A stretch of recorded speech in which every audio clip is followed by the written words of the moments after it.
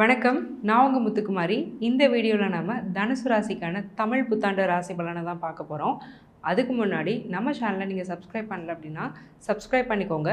Bell ஐக்கனை press பண்ணிக்கோங்க. ஆல்னு ஒரு ஆப்ஷன் இருக்கும், அதை மறக்காமல் கொடுத்துக்கோங்க.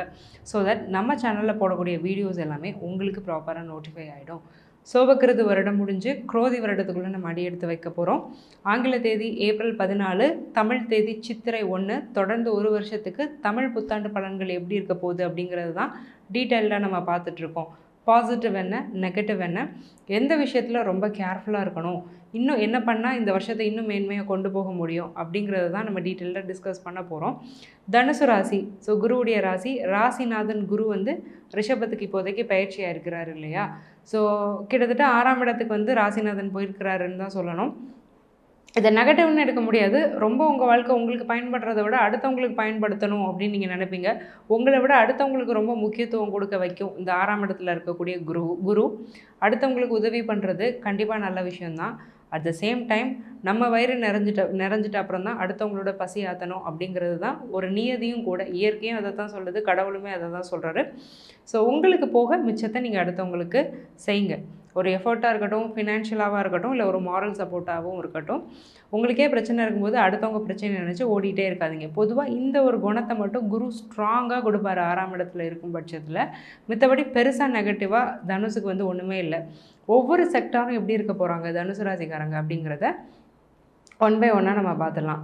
First of all business. குரு 6ல் இல்லையா? ஸோ 11ஆம் இடமும் ரொம்ப ஸ்ட்ராங்காக இருக்குது.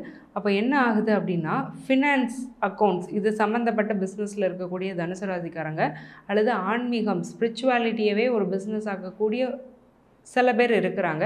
அது நல்லது கெட்டதுங்கிறத நான் பேச வரல. பட் ஆனால் இங்கே பிளானட்ஸ் என்ன சொல்லுதுன்னா, அவங்களாம் நல்லா இருக்க போகிறாங்க. ஸோ ஒரு கோயில் மூலமாக ஒரு ட்ரஸ்ட் வச்சு ஏதோ ஒன்று பண்ணுறீங்க, இல்லை நீங்களே ஒரு கோயில் கட்டுறீங்க, அதுக்கு ஒரு நல்ல வருமானம் வருது. அதை நீங்கள் திரும்பியும் தர்ம காரியத்தில் போட்டிங்கன்னா அது உங்களுக்கு புண்ணியமாக போகும். ஸோ இந்த மாதிரியான விஷயங்கள்லாம் ரொம்ப பாசிட்டிவாக இருக்குது. ஃபினான்ஸ், பேங்கிங் செக்டரில் உள்ளவங்கள்லாம் ரொம்ப நல்லா இருக்க போகிறாங்க. ஜாப்னு பார்த்துக்கிட்டிங்கன்னா 10ஆம் இடத்ததிபதி புதன் நீச்சமானாலும் சுக்கிரன் ராகுவோடு சேர்ந்துட்டு இருக்கிறதுனால காசு நல்லா கையில் தங்கும். இவ்வளோ நாள் காசு கையிலே தங்கல, நிறைய எக்ஸ்பென்ஸ் ஆச்சு. பட் இந்த தடவை கரியர் மூலமாக கிடைக்கக்கூடிய அந்த காசு அப்படிங்கிறது கையில் நல்லா தங்கும். உள்ள வேலைக்குள்ளே இன்டர்னல் பாலிட்டிக்ஸ் நிறையா இருக்க வாய்ப்பு இருக்குது. ஏன்னா புதன் ராகு சேர்க்கை அப்படிங்கிறது இருக்குது. ஸோ முக்கியமாக நீங்கள் ஒரு ஆணாக இருக்கிறீங்கன்னா உங்கள் கூட வேலை செய்கிற ஒரு பெண் அவங்கக்கிட்டையும், ஒரு பெண்ணாக இருக்கிறீங்கன்னா உங்கள் கூட வேலை செய்கிற ஆண் அப்படிங்கிறவர்கிட்டையும் கவனமாக இருக்கணும். கவனம் இந்த சென்ஸ் எல்லா விதத்துலையுமே கவனமாக இருக்க வேண்டியது ரொம்ப அவசியம். உங்கள் வேலையை நீங்கள் முடிங்க. உங்களோட ஃப்ரெண்டை நம்பி கொடுத்தேன், இல்லை பக்கத்தில் இருக்கிறவங்கள நம்பி கொடுத்தேன்னு சொல்லி கொடுத்தீங்க அப்படின்னா நாளைக்கு அது உங்களுக்கு ஒரு ஃபயர் ஆகிறதுக்கான வாய்ப்பு இருக்குது. ஜாப் லாஸ்க்கான பிரச்சனையில, ஜாப் இன்செக்யூரிட்டி இல்லை, வேலை நல்லா தான் இருக்க போகுது. பட் கூட வேலை பார்க்குறவங்ககிட்ட ரொம்பவே கவனமாக இருக்க வேண்டியது அவசியம். சரிங்க, ஓகே, எங்களுக்கு ஜாபு பிஸ்னஸ்லாம் சொல்லிட்டீங்க. திருமணத்துக்கு ரொம்ப நாள் அலையன்ஸ் பார்த்துட்ருக்காங்க, எப்படி இருக்கும்? புதன் நீசமாக இருக்கிறாரு, ராகுவோட சேர்றாருங்கிறதுனால மேரேஜ் கண்டிப்பாக அமைய தான் போகுது. ஏன்னா கூட இருக்கிறது சுக்கிரன் இல்லையா? புதனும் 1 மந்த்துக்கு மேலே டிரான்சிட் ஆயிடுவார், செவ்வாயோட சேருவார். அதுக்கப்புறம் ரிஷபத்துக்கு அடுத்த ஆட்சியாக தான் ஆக போகிறாரு. ஸோ அடுத்த ஒரு 4-5 மாதத்துக்குள்ளே ஒரு அலையன்ஸ் ஃபிக்ஸ் ஆகி திருமணம் வரைக்கும் அது போகிறதுக்கான வாய்ப்பு தான் ரொம்ப ஸ்ட்ராங்காக இருக்குது. ஒரே ஒரு விஷயம், உபயராசி அப்படிங்கிறதுனால திருமண பொருத்தம் அப்படிங்கிறத ரொம்ப நீங்கள் தெளிவாக பார்க்கணும். திருமண பொருத்தம் அப்படிங்கிறது 10 பொருத்தம் கிடையாது, கட்டம் பொருந்துதா அப்படிங்கிறது பார்க்கணும். இந்த பொண்ணுடைய கேரக்டர் என்ன, அந்த பையனுடைய கேரக்டர் என்ன, இந்த பொண்ணை இந்த பையனால் சகிக்க முடியுமா, இந்த பையனை இந்த பொண்ணால் சகிக்க முடியுமா, மேரேஜ் லைஃப் எப்படி இருக்க போகுது, புத்திர பாக்கியம், ஆயுள்னு எல்லாத்தையும் டீட்டெயிலாக நம்ம பார்க்கணும். கேரக்டர் அனாலிசிஸ் பேஸ் லெவலில் பண்ணாதான் மேட்சிங் அப்படிங்கிறது கரெக்டாக வரும். ஸோ இந்த மாதிரி ஸ்ட்ராங்காக நீங்கள் பொருத்தங்கிறத பார்த்துக்கணும். ஏன்னா 7ஆம் இடத்த அதிபதி புதன்கிறவர் என்ன தான் இருந்தாலும் ராகுவோடையும் இருக்கிறார் இல்லையா? அதை கொஞ்சம் நம்ம கவனத்தில் தான் வச்சுக்கணும். பட் ஆனால் திருமண வாழ்க்கை அப்படிங்கிறது ரொம்பவே நல்லா தான் இருக்க போகுது.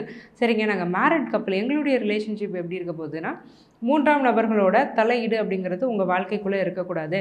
முக்கியமாக ஃப்ரெண்ட்ஸு, உங்கள் ஃப்ரெண்ட்ஸை உங்கள் ஒய்ஃபோட நடக்கிற ஒரு சண்டே உங்கள் ஃப்ரெண்டு டிஸ்கஸ் பண்ணுறது, அவர் ஒரு கமெண்ட் பண்ணுறது, அது உங்கள் ஒய்ஃப்க்கு அதுக்கு போய் அவங்களுக்கும் ஒரு கான்ஃப்ளிக்ட் வர்றது. பெண்களாக இருந்தாலும் அதே தான்.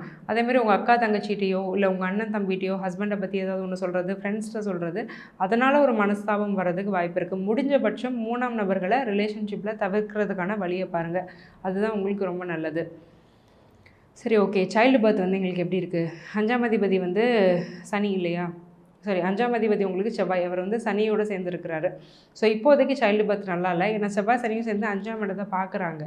அதனால் கொஞ்சம் போகட்டும், ஒரு 2 மந்த்ஸ் 3 மந்த்ஸ் போகட்டும். சூரியன் உச்சமாக இருக்கிறது நல்ல விஷயம் தான். ஆனாலும் சூரியன் சனி செவ்வாயோட சேர்க்கை எல்லாம் சேர்ந்து 5ஆம் இடம் ரொம்ப அடி வாங்குது.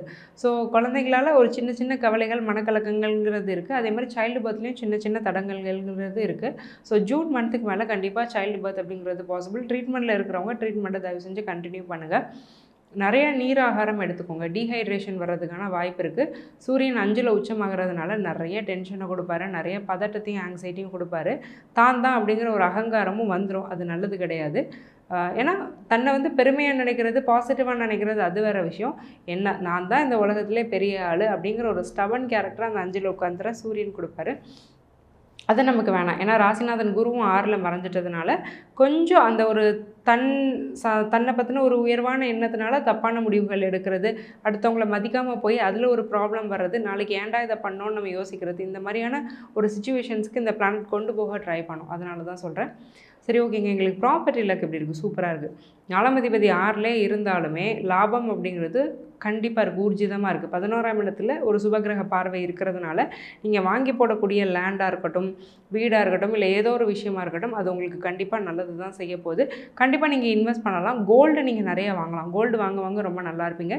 சில பேருக்கு டைமண்ட் ஜுவல்லரி பர்ச்சேஸ் பண்ணுறதுக்கான யோகமும் ஸ்ட்ராங்காக இருக்குது. சரி, ஓகே. நாங்கள் ஃபாரினில் இருக்கோம் தனுசு ராசிக்காரங்க. நாங்கள் எப்படி இருப்போம்னா செவ்வாய் சனி சேர்க்கை இருக்குது. ரொம்ப கஷ்டப்பட்டுட்ருக்கீங்க கடந்த 6 மாதமாக.